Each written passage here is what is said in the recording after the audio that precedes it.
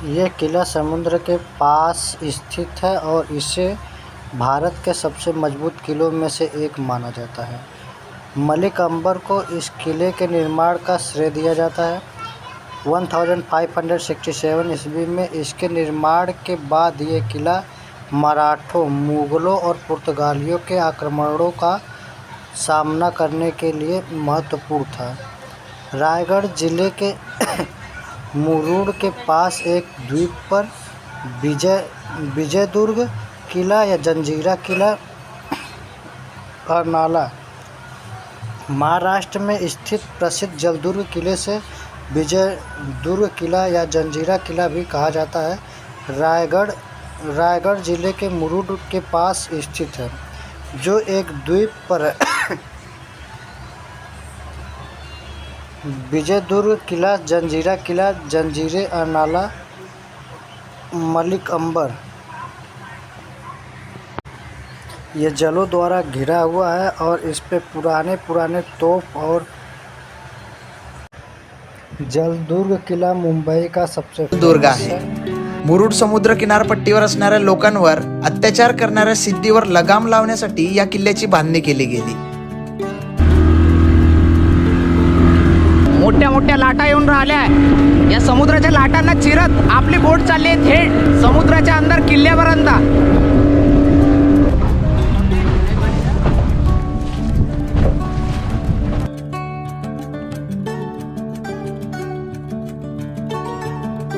Finally एवढ्या वेळाच्या इंतजार नंतर आपल्या डोळ्यासमोर आहे किल्ले पद्मदुर्ग। आला साहेब, बस आपण खाली उतरणार आहोत।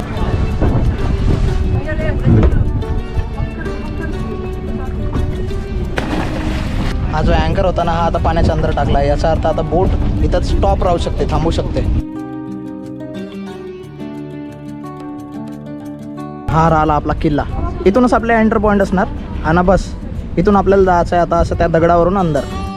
पद्मदुर्ग किल्ल्याला दोन भागात विभागला गेला आहे, एक मुख्य किल्ला आणि दुसरा म्हणजे मुख्य किल्ल्यासमोर असलेला पडकोट।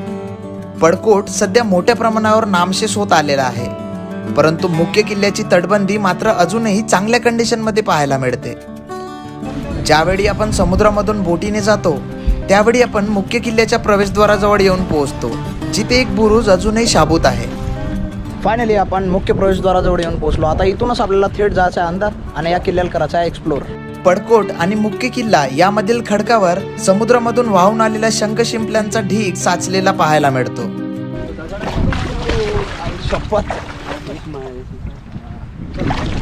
स्लिपरी दगड आहे ज्याच्यावर लाट ठेवत आहोत, मातीसोबत शंख शिंपले। पद्मदुर्ग दोन हिस्स्यामध्ये डिवाइड केला आहे, एक मुख्य पद्मदुर्ग आणि दुसरा पडकोट म्हणून। हा एक असे दोन किल्ल्यांमध्ये डिस्ट्रीब्यूट केलेला आहे हा पद्मदुर्ग किल्ला। तर सध्या सगळ्यात पहिले आपण जाऊ पद्मदुर्गच्या मुख्य किल्ल्यामध्ये आणि मग इथून रिटर्न आल्यानंतर आपण या बाजूला जाऊ पडकोट एक्सप्लोर करण्यासाठी। कोकणपट्टीला जंजिऱ्याच्या सिद्धीचा त्रास वाढतच चालला होता, त्याला आळा घालणे फार आवश्यक होते।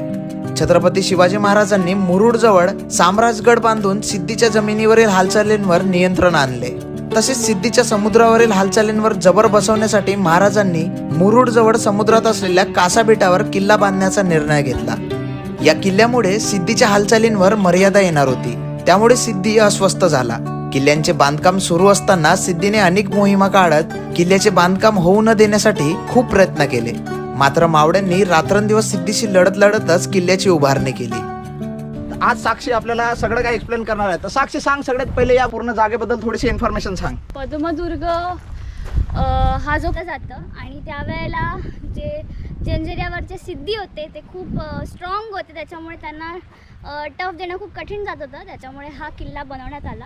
आणि इकडनं असा प्लॅन होता की सुरंग बनवणार पाण्यातून आणि तिथपर्यंत जाणार। सुरंग बनवली, ऑलमोस्ट पोचणारच होते की रायगडवर अटॅक झाला, त्याच्यामुळे हा गड त्यांना सोडून द्यायला लागला आणि रायगड कारण राजधानी होती आणि जर राजधानीवर काही प्रॉब्लेम असेल तर ऑब्व्हियसली सगळ्यात पहिले आपला टार्गेट राजधानीला आपण वाचवू पहिला, जर काय असेल तर प्रॉब्लेम। तर आता आपण हा किल्ला पाहून घेऊया। जेव्हा पहिल्यांदा आपण याच्यासोबत ढाकबैरी किल्ल्यावर गेलो होतो तेव्हा पोटी बिलकुल एकदम नवीन होती, पण आता पा कसला नॉलेज आलाय, कसली बोलत आहे। एकदा हिच्या चॅनलवर नक्की व्हिजिट करा गेल्या काही दिवसापासून ही वापस यूट्यूब चॅनलवर ऍक्टिव्हेट झालेली आहे आणि बहुत अशी जबरदस्त अशी माहिती देते. मुख्य प्रवेशद्वारात जसा आपण प्रवेश केलो, प्रवेश करताच आपल्याला अशा भग्न अवस्थेत असलेला तोफा पाहायला भेटताय, ज्या आता जंग खाल्लेल्या इकडे तिकडे पडून दिसून राहिल्या आहे. समुद्राच्या लाटांपासून आणि शत्रूंपासून संरक्षण व्हावे या हेतूने पद्मदुर्ग किल्ल्याला भक्कम अशी तटबंदी बांधण्यात आली आहे. याच तटबंदीमध्ये अनेक कमानी बांधल्या आहेत, जिथे पूर्वीच्या काळात तोफांना ठेवून शत्रूंना किल्ल्यांपासून दूर ठेवल्या जायचा. जसा मुरुड जंजिरा किल्ल्याच्या गडाचं संरक्षण करण्यासाठी 572 तोफा होत्या, तसंच पद्मदुर्ग किल्ल्याचं रक्षण करण्यासाठी या किल्ल्यावर सुद्धा 70 ते 80 तोफा होत्या. मात्र सध्या याच तोफा आपल्याला पडक्या अवस्थेत पाहायला मिळत आहेत. पहिलेच्या काळात गडावर 70 ते 80 या पायऱ्याद्वारे आपण खाली उतरू शकतो. वा, म्हणजे असा पायऱ्या बनवण्याचा मेन उद्देश काय आहे की आपण इझिली खाली उतरून हे पाणी काढून मग त्याचा उपयोग करू शकत असतो. या जागेवर ना एक प्रॉपर असा गाईड असतो असणार, एक्झॅक्ट काय माहिती नाही, पण खूप सुंदर दिसून राहिला आहे आणि सध्या एकदम पडक्या अवस्थेत आहे. याची पूर्ण झीज झाली आहे. सुंदर याला पूर्ण झाड झोडपं आहे. इथं एखादी साप असेल ना तर बांधेच होईल, पटकन वर चढतो रे बा. सापाची मूर्ती भीती वाटते ना भेटत आहे. 1676 साली छत्रपती शिवाजी महाराजांनी जंजिऱ्याची मोहीम काढली, ज्याचे नेतृत्व त्यांनी मोरोपंत पिंगळे यांना दिले. मोरोपंतांनी जंजिऱ्याला शिड्या लावण्याची धाडसी योजना. महाराष्ट्र में कई जलदुर्ग समुद्र से घिरे किले हैं, जिनमें से कुछ प्रमुख है जंजीरा किला, मुरुड, सिंधुदुर्ग, अर्नाला किला और विजयदुर्ग. प्रमुख जलदुर्ग किलों के बारे में जानकारी. जंजीरा किला मुरुड, यह किला अरब सागर में स्थित है और अपनी मजबूत संरचना के लिए जाना जाता है. इस किले को पुर्तगालियों ने भी नियंत्रित किया था. किले में 572 तोपें हैं. जंजीरा का मतलब द्वीप होता है और यह समुद्र से घिरी जगह पर स्थित है. सिंधुदुर्ग, यह किला छत्रपति शिवाजी महाराज द्वारा अरब सागर में निर्मित किया गया था. यह कोक्कड़ क्षेत्र में स्थित है. किले का क्षेत्र कुरंटे बंदरगाह पर 48 एकड़ में फैला है.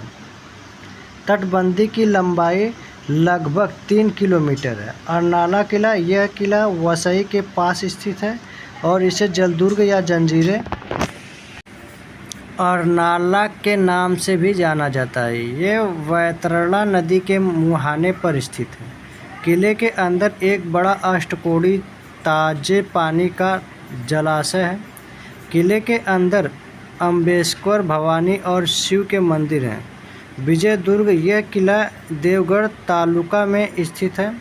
मराठों ने इस किले पर 1653 में कब्जा कर लिया था. यह मराठा नौसेना के उत्थान और पतन का गवाह है. अन्य जलदुर्ग. वसई किला महाराष्ट्र के पालघर जिले में स्थित है. रायगढ़ किला, यह भी एक महत्वपूर्ण किला है जो महाराष्ट्र में स्थित है. शिवनेरी किला छत्रपति शिवाजी महाराज का जन्म स्थान है. सिंहगढ़ किला पुणे के पास स्थित है. तोरणा किला पुणे के पास स्थित है. हरिश्चंद्रगढ़ किला महाराष्ट्र में स्थित है. प्रतापगढ़ किला महाराष्ट्र में स्थित है. पुरंदर किला महाराष्ट्र में स्थित है. लोहागढ़ किला महाराष्ट्र में स्थित है. हे काय होतं एक्झॅक्ट काय समजत नाही.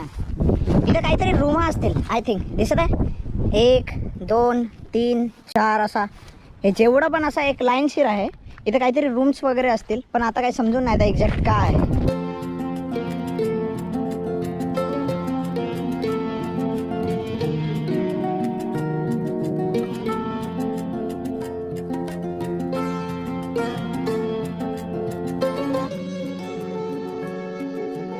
जर आज छत्रपती शिवाजी महाराज असते तर त्यांना हे सगळं पाहून बहुत वाईट वाटलं असतं.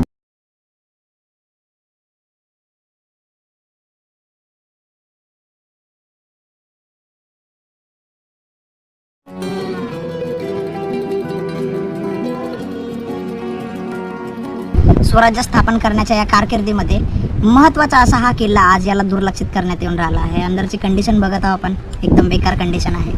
जंजिरा किल्ला, ज्याला अजस्त्र म्हटलं जाते, कोणी जिंकला नाही असा किल्ला, त्या किल्ल्यावर भरपूर प्रमाणात एकदम लोक जातात ॲज अ टुरिस्ट ट्रेकर म्हणून, आणि तो किल्ला आज स्वच्छ ठेवण्यात आला आहे. पण पद्मदुर्ग जो किल्ला आहे याच्याकडे दुर्लक्ष करण्यात येत आहे, आणि मला असं वाटतं की होऊ शकेल तेवढ्या जास्तीत जास्त लोकांनी या जागेवर येऊन, या पवित्र जागेवर येऊन याला जास्तीत जास्त व्हिजिट करा. होऊ शकेल तर या गड किल्ल्याला अजून जास्त संवर्धन करण्याचा प्रयत्न करा, की जेणेकरून